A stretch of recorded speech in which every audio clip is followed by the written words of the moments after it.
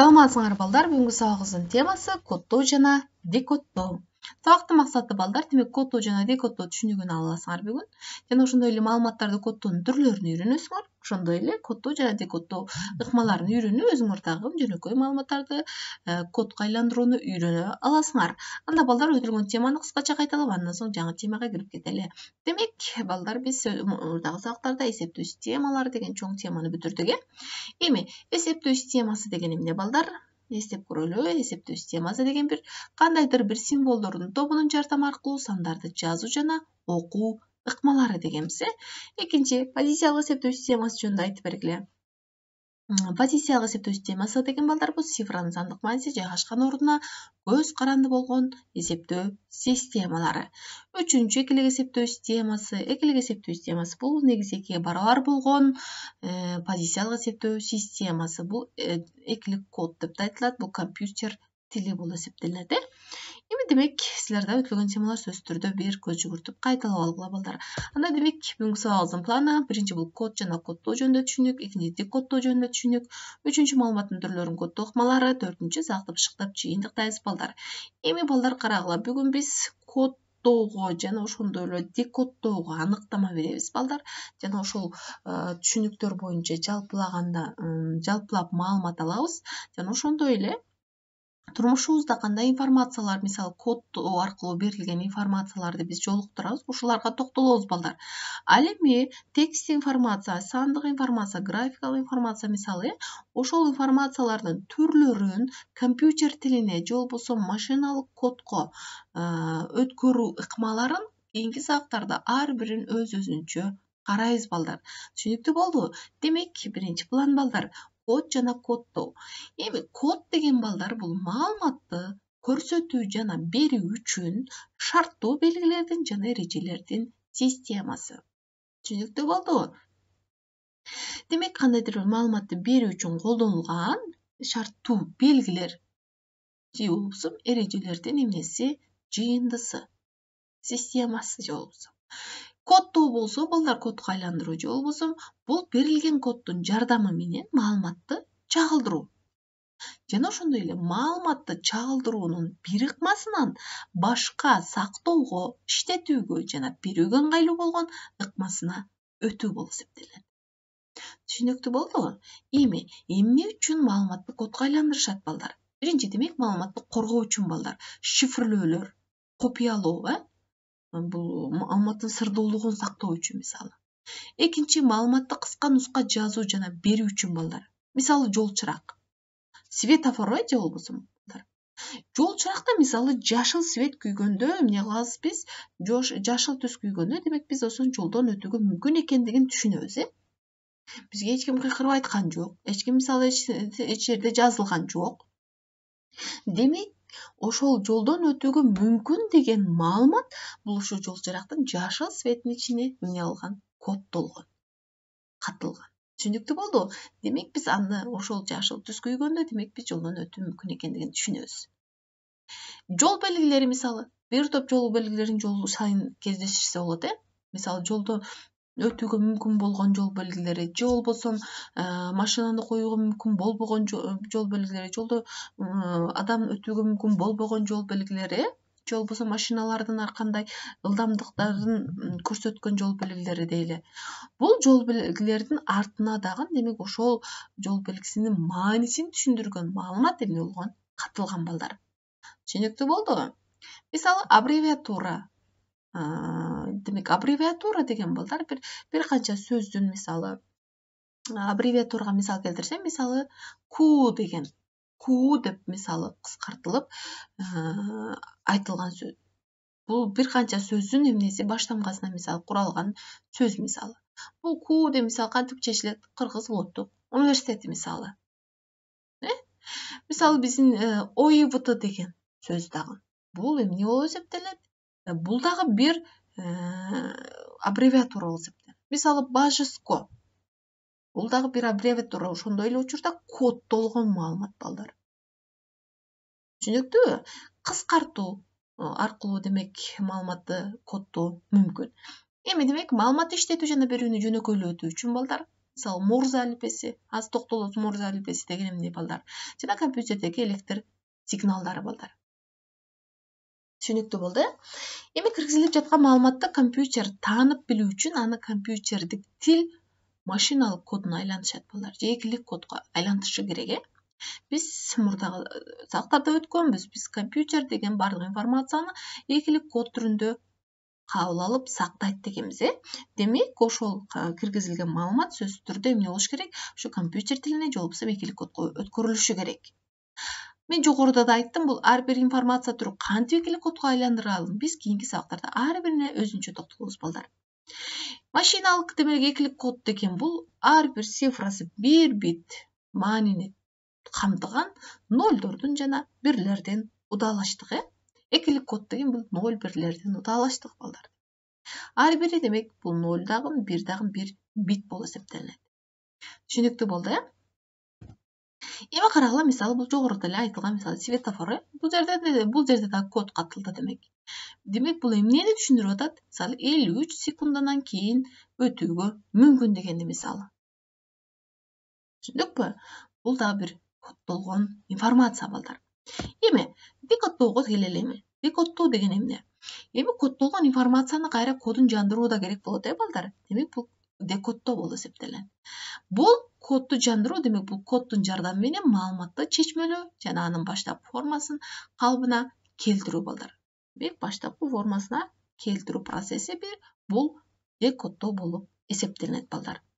Түшүнүктүү, Эми код бул жерде эсиңерге тутуп алган, демек коддоонун максатына жараша маалыматты коддоо ыкмасын тандашат. Кандай максатта коддоо керек өзү?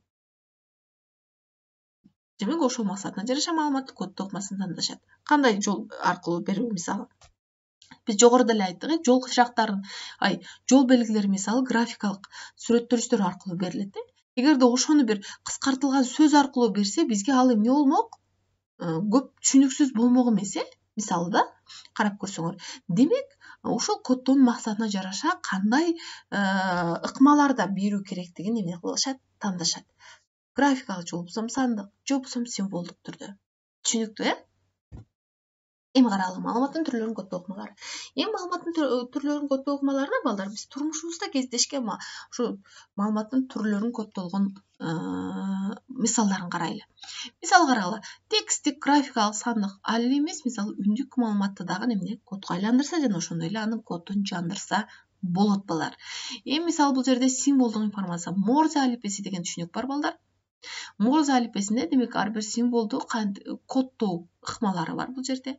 Демек А деген момундай символ аркылуу коддолот, Б деген момундай. Жана мунун негизинде мисалы мектеп деген сөздү момундай түрдө коддосок болот балдар. Морзе алифбеси демек эмне деген карайлы. Морзе алифбеси бул коддоонун бул ыкмасын 1838-жылы Сэмюэл Морзе ойлоп тапкан балдар. Алфавиттин ар бир тамгасын чекит жана тирелердин белгилүү катары туура келет. Чекит болсо бул бир кыска, тире болсо узак сигнал. Мисалы С тамгасы демек бул 3 чекит, 3 кыска сигнал, ал эми О тамгасы болсо 3 тире 3 узак сигнал деген түшүндүрөт. Эми карагыла, андан сырткары Брайл алифбеси деген бар балдар. Брайл алифбеси бул Луи Брайл азиз адамдар үчүн, көзү көрбөгөн адамдар үчүн атайын алифбени иштеп чыккан француз педагогу болуп эсептелет. Алифбенин ар бир тамгасы белгилүү бир көрсөтмө менен эмне болот? Коддолот. Ал ар биринде 3 чекит басып түшүрүлгөн 2 мамычаны ээлейт балдар. Азиздер же начар көргөндөр бул рельефтик шрифттердин манжаларын учу менен сыйпалап окуй алышат балдар. Түшүнүктүү болду. Демек биз ошол көз азиздер үчүн бул маалыматты берүүнүн мисалы Брайл алифбеси мисалы ошол берилген чекиттер аркылуу биз ошол рельефтик шрифттердин манжаларын учу менен эмне кылат экен? Ал таанып кандай маалымат берилгендигин көз азиздер дагы окуй алышат экен. Түшүнүктүү болду. Эми карагыла, мисалы сандык информацияларды коддоого келсек, мисалы сандык информациялар биз жогоруда темаларда өткөнүбүздө сандарды эсептөө системаларында которуу алгоритмдери деген тема өткөнбүз. Ошондо которууда мисалы биз тилеганда деле которуу учурунда биз ошол информация, ошол санды башка сандык эсептөө системасында коддоону карадык балдар. эгерде келсек мисалы 16 эсептөө системасындагы бир сан дейли. Ошондон экилик эсептөө системасындагы берилишин бул момундай түрдө. 16 деген бул 2-нин 4-чү даражасы болгондуктан балдар 16 эсептөө системасынын ар бир цифрасы экилик эсептөө системасынын 4 цифрасына дал келет балдар. Түшүнүктүү болду? Мисалы 16 эсептөө системасындагы бул сан, демек бул цифра 6-ны түшүндүрөт, бул 4 цифранын биргелешкендиги бул А-ны түшүндүрөт. Демек бул дагы бир коддоо болуп эсептелет балдар. Бул экилик коду. Ал эми бул 16-лык коду, мисалы бул санды, экилик сандын бул 16-лык коду, бул 16-лык сандын бул экилик коду. Түшүнүктүү болду? Жана ошондой эле сыяктуу мисалы 8-дик эсептөө системасында 8 деген 2-нин 3-чү даражасы болгондуктан балдар, демек бул 8-дин ар бир цифрасына 8-дик эсептөө системасынын экилик эсептөө системасынын 3 цифрасы дал келет. Түшүнүктүү болду? Муну биз которууларды караганбыз балдар. Демек бул дагы бир коддоо болуп эсептелет балдар. Түшүнүктүү, Эми мисалы графикалык түрдө берилген коддорду карайлы. Ребустарды билебиз, балдар? Ребустар бул бир коддоонун мисалы болуп эсептелет. Графикалык түрдө берилген мисалы ребустар. Ребус мисалы ичине кандайдыр бир сөздү эмне кылат? Камтыйт, каткан, ичинде катылган бир сөз, маалымат бар. Демек ал кандайдыр бир эмне графикалык берилиштер аркылуу берилет бизге. Бул да код болуп эсептелет. Түшүнүктүү, Жана ошондой эле мисалы аскер деңиз маалымдама сигналдарынын желектери мисалы бул жерде берилди. Демек бул аскер деңиз маалымдама сигналдарынын желектери, мисалы биз өзүбүздүн мамлекеттердин эле желектерин алсак да, бул дагы бир өзүнчө бир код болуп эсептелет. Мисалы бир мамлекеттин желегин карап туруп эле бул жерде демек кайсы мамлекет жөнүндө сөз болгондугун түшүнсөк болот, Жана андан сырткары балдар, мисалы сандык коддорго келсек балдар, биз магазиндерге барып каалагандай бир товар алганыңарда, ошо товарда сөзсүз түрдө эмне штрих коду болот, ошо товардын. Ошо штрих коду аркылуу биз ал товар кайсы мамлекеттен чыгарылгандыгын дагы жана ошондой эле кайсы түрдөгү товар экендигин эмне кылсак болот, чечип алсак болот балдар. Түшүнүктүү болду, Жана ошондой эле азыр аябай кеңири колдонула башталды бул QR код. QR код деген түшүнүк пайда болду балдар. Бул ар бир товарга ошо QR коду кошо эмне болот, сыртына мисалы берилет балдар. Аны биз ошо программанын жардамы аркылуу ошо QR кодун сканировать этип, биз ошол товар чындап кандай дейли, оригинал экендигин, же болбосо ал товар кайсы мамлекеттен чыккандыгын, же болбосо кайсы фирмадан чыккандыгын эмне кылсак болот, билип үйрөнсөк болот балдар. Биздин турмушубузда аябай коддоонун түрлөрү көп балдар. Андан сырткары эмнелерди дагы коддоо мүмкүн экендигин силер дагы бир кызыгып карап көргүлө. Бизде дагы кайсы информациялар турмушубузда код аркылуу берилгендигин дагы бир кызыгып карап көргүлө балдар. Түшүнүктүү болду, Демек балдар, бышыктоого келсек, демек коддоо деген бул кандайдыр бир шарттуу белгилердин жана эрежелердин жардамы аркылуу эмне информацияны берүү болуп эсептелет экен. Ал эми коддоо болсо, бул ошол карагыла коддоо, демек ошол маалыматты чагылдыруунун бир ыкмасынан башка бир ыкмасына болгондо дагы сактоого, иштетүүгө, ошондой эле кабыл алууга ыңгайлуу болгон ыкмасына өтүү процесси балдар. Түшүндүк, Жана ошондой эле маалыматты эмне үчүн кодго айландырышат? Себептерин үйрөнүп алдык. Жана биздин турмушубузда кандай коддоолорду биз турмушубузда кездештиребиз, аларды да үйрөнүп алдык, Жана декоддоого да аныктама бердик. Ошондой эле маалыматтын түрлөрү, мисалы коддуу ыкмалары бул жерде турмушубузда колдонулган мисалдар менен мисалдар түшүндүрүп кеттик, Анда демек тапшырма, демек код жана коддоо жөнүндө айтып бергиле балдар. Декоддоо деген эмне жана ошондой эле информациянын түрлөрүн, код ыкмаларын айтып бергиле. Бул жогорудагы маалыматтардан. Эми силерге тапшырма кошумча балдар. Демек силер дагы кандай учурларда силер кандай коддорду турмушуңарда кездештирдиңер? Ушундай бир кичинекей изилдөө жүргүзгүлө, макулбу? Анда демек сабак түшүнүктүү болгон болсо, кийинки сабактарда жолугушканча.